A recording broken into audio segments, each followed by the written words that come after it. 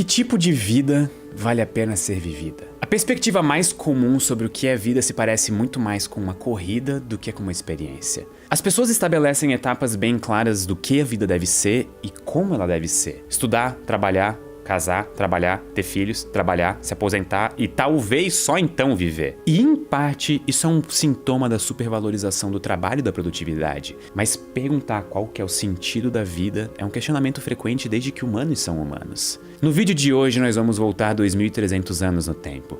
Nós vamos direto para Atenas, na Grécia Antiga. O lugar mais popular da época foi provavelmente a Ágora de Atenas, um espaço público muito importante e cheio de vida onde comerciantes dividiam o espaço com espetáculos de discussões acaloradas sobre política, a vida e filosofia. Mas nem tudo que sobrou da Ágora foram as suas ruínas. Muitas das ideias que foram colocadas a teste naquela época conseguiram sobreviver por todos esses anos. Em uma área especial da Ágora havia a chamada Stoa Poikile, ou ainda o Pórtico Pintado, que foi onde Zenão de Cítio começou a expor as suas ideias que mais tarde levaram ao estoicismo. Sim, estoicismo vem de Stoa. Zenão foi uma pessoa bastante azarada. Numa das anedotas sobre a sua vida dizem que ele era um comerciante bastante rico e próspero, até que ele fez uma viagem de barco pelo mar Mediterrâneo. Durante essa viagem ele enfrentou uma forte tempestade e perdeu todos os seus bens materiais, restando apenas a sua própria vida. Diante de uma situação que faria muitos desistirem de tudo e de todos, Zenão encontrou outro caminho.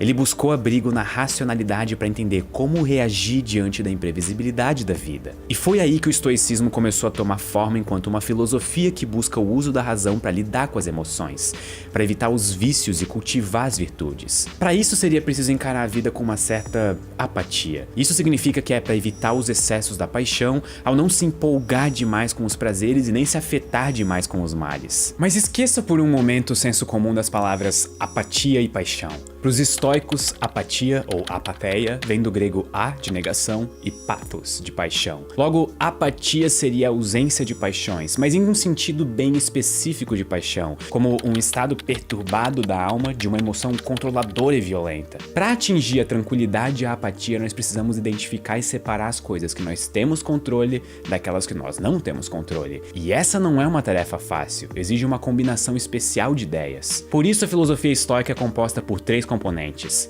ética, lógica e física. Mas não no sentido moderno dessas palavras. Não esqueçam que nós estamos na Grécia Antiga. Apesar da ética ser a parte da filosofia estoica que mais chama a atenção das pessoas, o estoicismo é uma estrutura complexa de ideias. Para nos ajudar a entender isso, nós geralmente recorremos a Diógenes Laércio, que foi um importante biógrafo da filosofia grega. Ou melhor, um dos maiores fofoqueiros de todos os tempos. Em uma das suas obras, ele escreve que os estoicos viam a filosofia como uma criatura viva em que os ossos são a lógica, a carne é a ética e a alma é a física. Os estoicos acreditavam em um universo perfeitamente ordenado e harmônico, em que tudo tem uma razão de ser e está pré-determinado. As leis desse universo estão distribuídas em todos nós de forma consistente e eterna. Nesse sentido, eles tinham uma visão determinística sobre o mundo. O universo seria uma estrutura constituída como uma grande teia de causas e efeitos, de forma que o estado presente é o resultado de uma cadeia de causas passadas, e essa sequência de causas é inescapável. O universo segue o seu curso independente de nós. Mas ao mesmo tempo em que isso pode soar assustador, os estoicos viam como um grande alívio, uma forma de se preocupar menos com aquilo que nós não podemos controlar. Tanto é que existe uma frase famosa atribuída a Sêneca sobre isso: mas sofremos mais na imaginação do que na realidade.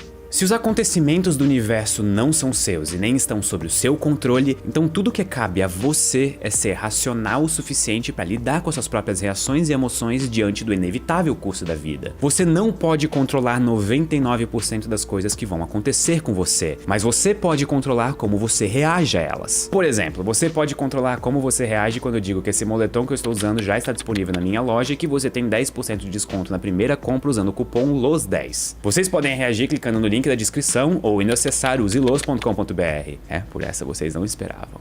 Então isso nos joga de volta a pergunta: como nós podemos fazer para nos tornarmos felizes? A felicidade é o bem último na ética estoica, o objetivo final da realização humana, e por isso eles desenvolveram uma ética voltada à virtude, com 4 principais pilares: sabedoria, justiça, coragem e moderação. A sabedoria seria sobre conseguir entender os eventos do mundo de forma lógica e calma. A justiça seria sobre agir sem impulsividade, ao avaliar pessoas e situações. A coragem seria o conhecimento do que deve ser temido e do que deve ser suportado. E a moderação seria saber equilibrar os desejos buscando pela simplicidade e afastamento dos vícios. Todas elas são complementares umas às outras e constituem o que nós chamamos de virtuosidade. Mas agir virtuosamente só é possível se nós conhecermos a natureza do cosmos de forma racional. Em especial, nós devemos saber que a nossa natureza enquanto humanos se diferencia da natureza de outros seres, porque nós temos em nós uma racionalidade mais bem desenvolvida do que a de uma pedra. Por isso, agir conforme as leis da natureza seria agir racionalmente. Caso contrário, nós estaríamos desrespeitando a estrutura do universo, indo contra o inevitável fluxo de acontecimentos, e isso é uma violação das leis físicas e lógicas. A vida, a beleza, a força, a reputação e a riqueza, e os seus opostos, a feiura, a dor, a fraqueza e a pobreza, são indiferentes. Elas não possuem nelas mesmas nenhum valor positivo ou negativo.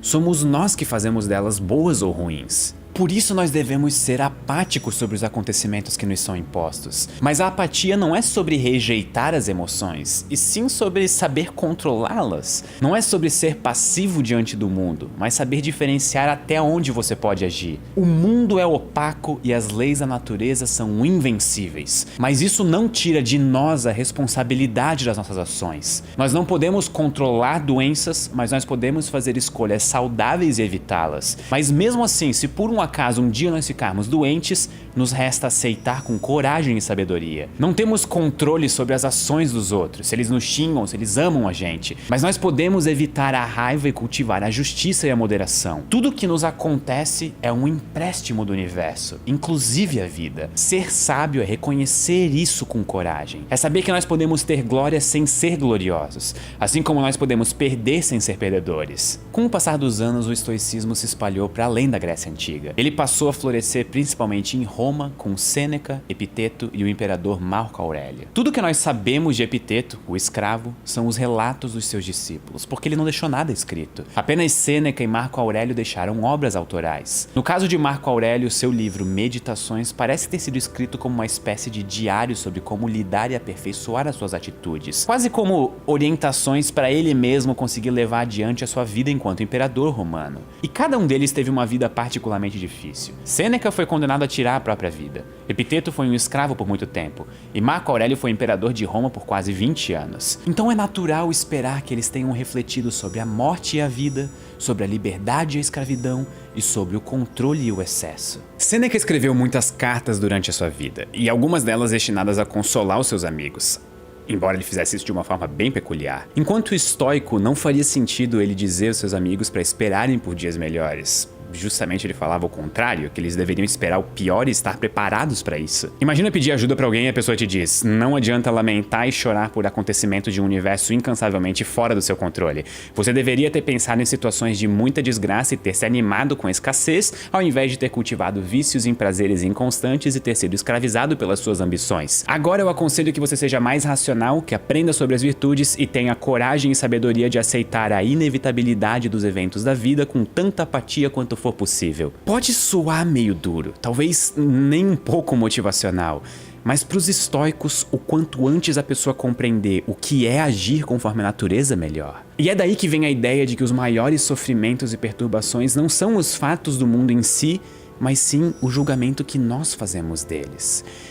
E qual a maior desgraça, se não a morte? A morte foi um elemento central na filosofia estoica, dita como a marca mais íntima da vida. Ela é o que está sempre presente e possível, é o que torna a vida frágil e ao mesmo tempo faz a vida valer a pena ser vivida. Sêneca iria ainda mais longe, dizendo que a vida toda é um aprender a morrer. Sabedoria seria reconhecer que a vida é algo que nos foi emprestado e nós devemos devolvê-la sem tristeza quando for reclamada. E foi isso que ele fez quando ele recebeu a sentença de morte dele. Ele criticava a forma como as pessoas agem de forma forma incoerente sobre a própria mortalidade. Nós desejamos aproveitar a vida, mas adiamos esse momento como se nós fôssemos imortais e tivéssemos todo o tempo do mundo. Nós só percebemos a nossa fragilidade quando nós perdemos algo, e só então nós agimos como mortais. A vida não é breve, mas nós a tornamos breve quando nos dedicamos às coisas fora do nosso controle. O estoicismo surgiu há mais de 2000 anos em um local completamente diferente do que é hoje, com uma sociedade extremamente distante da nossa, em termos econômicos, políticos, tecnológicos e culturais. Nós estamos separados pelo tempo, pelo espaço e pela história, e ainda assim nós somos unidos pelas mesmas dúvidas. E para você, o que é a vida? Como ela deve ser vivida? Bora conversar aqui nos comentários. Muito obrigado e até a próxima.